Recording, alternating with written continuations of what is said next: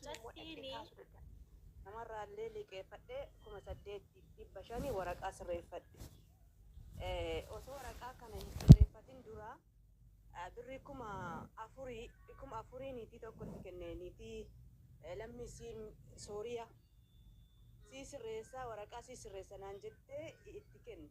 Okey jedheeni torbaan lama na jalaa eedde. Ammallee eege guyyaa 29 yeroo ta'u jiini dhumatee jira. Ji'a lama nuu kennan dura. Achumaan gara mana seeraa deemee iyyadhe. Yeroo iyyadhee jedhu guyyama san shariikatti kenne jettee warra shariikaa mucaa shariikaa illee miti wal nu qunnamsiifteetti. Gaafa guyyaa 29 san namticha bira yennaa dhaqu birrii 4,000 akkanatti isitti kennee jira. Sitti kennamee jira. 4,500 hafe naa kenni hunda as kenni naan jette niitiin dhufte. Humnaaniin ani birrii kana yookiin naa deebisi guyyaan nara darbee jira da'amni kan hiqaamaa hin qabdu ani hiqaamaa hin qabu jaarsi kiyya bira hin jiru ani dalagaa hin qabu jedheen. Jennaaniin na didde birrii 4,000 saffidii naan jette dhufte isiin jennaan poolisatti waamee qabsiise. Poolisatti waamee akka isiin hin deemne iddoo suuqii wayiitti qabee jennaan akkanatti na qabdee akkana na gootee miidhaan irraan ga'uudhaaf naan jette poolisatti na himatte as garagaltee jechuudha. Garagaltee isiin na himannaanii kinoo waraqaa isiin farramteettiin fiizaa hojjechiisaaf jettu faxuuraa wanni hundi na harka jira. Waraqaa kana maallaqa kiyya yookiin naa kennu biyya maraatii keessaa gallakkisu yookiin immoo waraqaa akka naa hojjetamu kanaafi ani yaada keessa galee miira keessa waan galeef haga maallaqa naa kennitu hin deemtu kan jedhu mana kana keessatti qabee suuqii wayiitti qabee jechuudha. Poolisitti waame. Amma kan hundi itti fidee jennaaniin shariikaa lakkoofsa shariikaatii fi bakka shariikaatti hojjechiiftu sanii lakkoofsa kenniif jedhanii naa kennitti lakkoofsa naa kennitti lakkoofsa yeroo naa kennite ani dhaqu namtichi raasaa shariikaa wayiituu hin qabu. Onlaayinii marraa hojjeta. Birrii 4,000 itti keessatti kennitee jennee gaafanne qaamaan gaafannaaniin 4,000 miti guyyaa hadhaa footoon kan keetii fi paaspoortiin kan kenna bira ga'ee jetteen. Yoo barbaadan laalii kinoo jettee silkii hunda keessa seennee laallee ani immoo hiqaamaa hin hojjedhaa shariikaa isinitti argisiisu hun hojjedhee sii fixaa guyyaa hadhaa irraa sii baasa tashiiraa sii baasaa naan jedhee birrii 4,000 immoo kennuu qabda amma naan jedhe. Isiin immoo maal jettiin birrii 4,000 si kenne jetteetti itti kennitee jennaaniin ani birrii 4,000 sii kennaati birrii 4,000 isii irra hafe 4,500 sii irra hafe san irraa fuudhii jetteen. Ani irraa fuudhi jennaan ishii ani baankii si erga malee waraqaa ragaatis si erga malee akkana si kennuu hin danda'uuti jedheeni galee akkaawuntii namaatiin iqaamaa namaatiin dileevara wajjin deemeen jechuudha itti erge. Guyyama san tashiiraa naasaabe namichi tashiiraa naasaabe amma birrii 4,000 dura namichatti kenna jette san kennuu diddee kaadde jechuudha. Hin kaadde ani ganaa maallaqa namarraa ijoollee suudii jirturraa bakka lama liqeeffadhee birrii 4,000 jechuudha. Birrii kan itti guutee namticha galchee hiqaamaan naa hojjetame. Hiqaamaan naa hojjetamee ka'ee xumuramee jennaan illee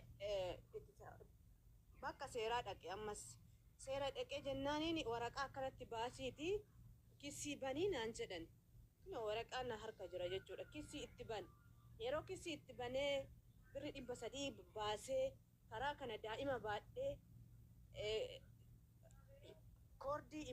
koordii alkaan koordii jedhama sa'aatii 2 booda hin cufama ganama subiin deeman malee jechuudha. Yeroo hunda bakka baay'ee tasaqaayyamee jechuudha. Akka chaymaan nagooti kissii ankasasu kanallee isiidhaan walii galle jettee kissii kanallee na jalaa cufte. Maallaqa kiyyallee naan deebifne daa'imni xiyya hiqaama hin qabdu maallaqa namaa hin deebifne kiraa mana ofirraa kafaluu hin dandeenye duraan ijoollee dalagaa galchaa komishiina fudhadhaa ijoolleen immoo sababa seerri jabaateef gara biyyaa galan. Madaamoon illee akka duraa sanii ijoollee hiqaama hin qabne osoo jiraatteeyyuu hin fudhattu mama. Ani immoo amma sa'aatii kanatti maallaqa sanis oolan irrallee baay'ee himachuudhaaf namni kun lammii kiyyaa miti. Seeraan kassasuuf ammallee kissii yoo bante naan jette namittiin birrii 4,000 kana caalaa fixxaa. Ani immoo sa'aatii kanatti Kanaafi dhugaa yaaddoo guddaa keessa jira. Ani alhamdulillah takkaayyuu rakkoo kiyyaas namatti madheellee hin beeku. Tokkodha inni xiyya hiqaama hin qabdu. Lama hiqaamaa qaba. Birrii namaa laqa namaatti hojjechiifadhee akkana qabadhee taa'ee. Sagalee daa'imaadhaa mabtee itti godhe wanni itti godhe asirratti dhorkaadha. Sagalee daa'ima kee xuuxxootti kan yoo takkeen waa afaan kaaya akka ni jine waqtiidhaaf. Okay. Yoo fixxee jettee banadhu haa fixattuuti sanboota gaaffii gaafannoo obboleetti teenya. Ani ammoo wanni naaf hin galeen gargaarsi isiidhaa falmataa maali mee gargaarsa kam feeti naaf hin galle amma biyya Dubaay keessatti gargaarsa dhugaadhaan. Understand guru dirbeeta. Isiin feetu akkana fakkaatutti mana kiraa keessa illee akka waan jiraataa jirtullee dubbatti. Ammas mallaqa gargaarsi isiin feetu mallaqa daa'ima qabattee jirti. Sagaleen daa'imallee jalaa dhaga'amaatiin jira. Isiin mallaqa barbaaddee na fakkaata. Kiraa manaa akka falachuu ammas deebii daa'ima isii waan nyaachifattu hojii irraa dhaabbatee jira. Akkasii. Okay. Ana maanta na warri biyya ormarra jirtan wanta kan ifatti himuu barbaada. Dhaabni kuni ka gargaaruu danda'u warra biyya keessaati malee warra biyya alaati miti. Maaliif yoo jettan warra biyya alaa nuti falmachuudhaaf takkaffaa tiiktookiin keenya ka biyya arabaati. Yoo ka biyya alaallee ta'e biyya dimokiraasii hin qabne jirra. Ana haqaan isin hima. Takka lammata immoo namni si gargaaruu danda'u almost akkanatti dhufee si gargaaruu ni danda'a. Kanatti aansee ati biyya arabaarraa guyyaa takka maybe falmataan amma dhugaan itti hima haaranis haara maaliifi wanni kun waan haqaa waan ta'eef adii itti himaatiin deema. Baatii tokko sirraa kafallaa baatii lama baatii sadii achi booda hoo falmataan dhagaa jirta achi booda hoo wanni takka dalagaa akkamitti dalaguudha. Yaa amma isii karaan isiin itti gargaaramtu dhugaa rabbiin yoo namni isii gargaaru jiraate namuma isii bira jiru biyya dimokiraataa miti akkuma takkiin immoo yoo ka biyya jattu ta'e si gargaaruu ni dandeenya. Biyyattiin galuu barbaada. Yoo gara biyya daa'ima galfachuu barbaadaa jettee daa'ima kee akkaataa itti galfattuuf maal kana ka barbaadu taate achirratti gargaaramuu ni dandeetta. Yookaan immoo biyya san keessa taa'ee dalagadhaa yoo ka jettu taate mallaqa wanni si barbaachisu akkaan argaa jirrutti mallaquma si barbaachisaasi. Mallaqa kana immoo namni si gargaaruu danda'u nama Awurooppaa jiruu fi namuma si bira jiru yoo ta'e malee namni Awurooppaa jiraatanis hubuta akka gargaaranii deelii namni nama gargaaru. Amma warri biyya namaa jiru immoo maali karaa manaatii jira nyaataa jira bakka dhugaatii jira uffataa jira. Isiifis daa'ima isiitiifis soo wanni ati halli natti qabdu amma halli nama biyyattiin galaa na gargaara Oromoo yoo hojjetu ta'e sagalee siif taanaa kana cinaa dhaabbannee biyyatti akka galtu godhuu ni dandeenya. San boodallee waan argine dhaabbanni Oromoo kuni si gargaaruu ni danda'a. Walaakin yoommoo ati achumaan ta'a achuma keessaan jiraadhaati gartee yoo hojjetu ta'e jiru Dubaay keessa ta'a deelii waan ati mashruufa baaftu maaliifi okay, ni taajachuu ni malla. Garuu sin fayyadu waan si fayyadu miti warri ittiin kijibnu akkamitti falmata waan itti kijibnu. Amma isii ani yaada lama hubadhe haasawa isiit irratti takka mallaqa waanuma daa'ima isii kanalleen gargaartu feetii lammaffaa immoo ijaarsisillee deebisuu karaa itti dandeettuun barbaadina fakkaata. Kun lamaanuyyuu ta'uu ka danda'u karaa dhumama dubbanne kanaan isiin gargaaramuu ka dandeettu. Nama achi jiru ግን maa inni nuti godhuu dandeenyu asirratti nuti gargaaru obboleettii xiyyaa sagalee sii ta'uudha. Sagalee maaliif miidiyaa kana jala wanti kun miidiyaadhaan namoonni biyyaatti jirtu san keessa jiraatan hedduu waan jiraataniif miidiyaa kana warri fayyadamu hedduu waan jiraniif yaa si dhagahaa jiru warreen sunniin bilbila keetiin karaa bilbila keetiin karaa tiktooka keetii kana qunnammuudhaan akkasi gargaaran yaamicha ni goonaa fi saniin garagaa wanni amma atantamatti isiin barbaaddu maa inni sitti fakkaata bililleedha isiin mallaqa isii barbaachisa. Qaxitaa daareetti amma isiin ifa gootee dubbattee jirti mallaqa isii barbaachisa mallaqa kana isii barbaachisu tokko kiraa manaa keessa taa'aa jirti biyya namaa jirti dhugaadha kiraa manaa kafaltii lammaffaa daa'ima guddisaa jirti sadaffaa hojii dhaabbii jirti waa hedduufu mallaqa barbaaddii jechuudha.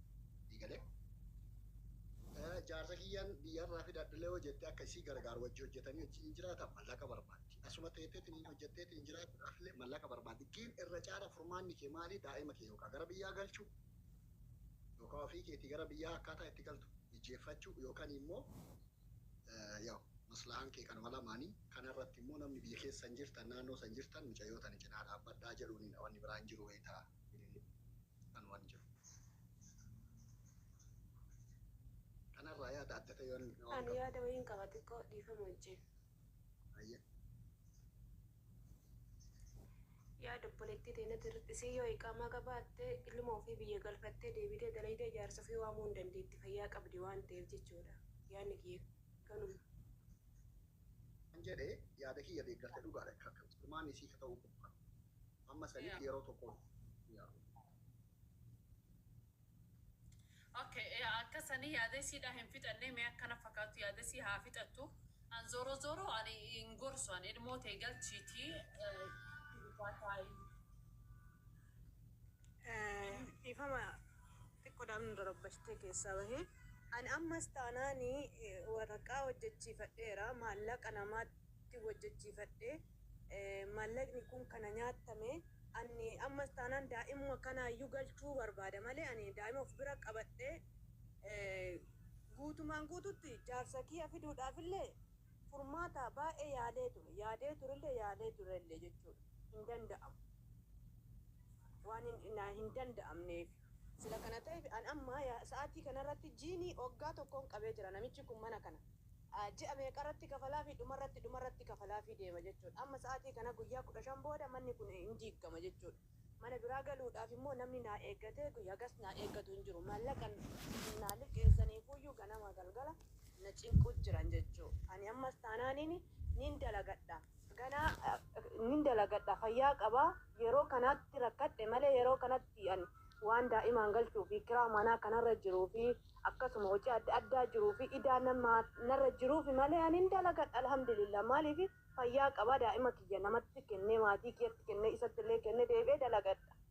Garuu sa'aatii kanatti osoo maallaquma birrii 4,000 sanuu argadhee idaa gandaa sanii fi wanna daa'ima ittiin galfadhu qabaadhee liqamaanuu namni osoo naa kennee ani hojjedhee namaaf kafaluu danda'u malee amni jireenya kanarratti daa'ima asitti qabadhee hojii hojjechuu hin danda'u akka duraanii haalli mijataa miti.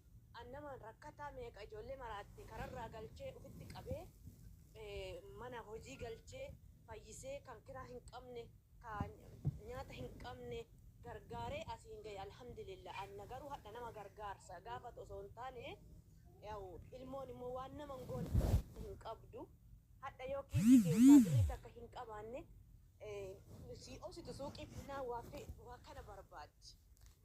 Yoo sittiin sumuni irra si hin darbani jireenya biyya ormaa ta'eetti malee alhamdulillah amma sa'aatii kanatti waan idaan nama narra jiruu fi kiraan manaa narra jiru yeroo kanatti ka'ee galuudhaaf tikkeetti na barbaachisaa daa'ima tana waraqaa hin qabdu achi na barbaachisaa kiraan narra jiru kafaluu na barbaachisaa namallee liqaan gaafadhee hatta eda'amaayyuu liqaan maaliif waan kana cufee ka'ee deebi'ee akka deebi'uufi as deebi'ee dalagatu iqaamaa qaba waan ta'eef tikkeetti asii achi deemuunii fi achi deemuunii fi wacii daa'ima kanaa fi kiraa manaa kana ofirraa kafaluuf ani miidiyaa irratti bahe malee alhamdulillah takkaayyuu liivillee seenaa hin beeku takkaallee rakkadheenii na gargaaraa uummata kiyya jedhee hin beeku dhiifama naa godhaa na uffalchaasiniin jechuu barbaadeeti.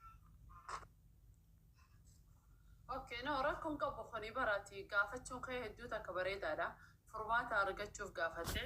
Soati ammoo wanni jettu an nama muqiima tokko waraqaan hin qabaa harkaan na gabaabbatee ilmootii as galchuun fedhaadha. Akkas taanaan ilmooteetis matuma keetiin galchuun ni dandeessa.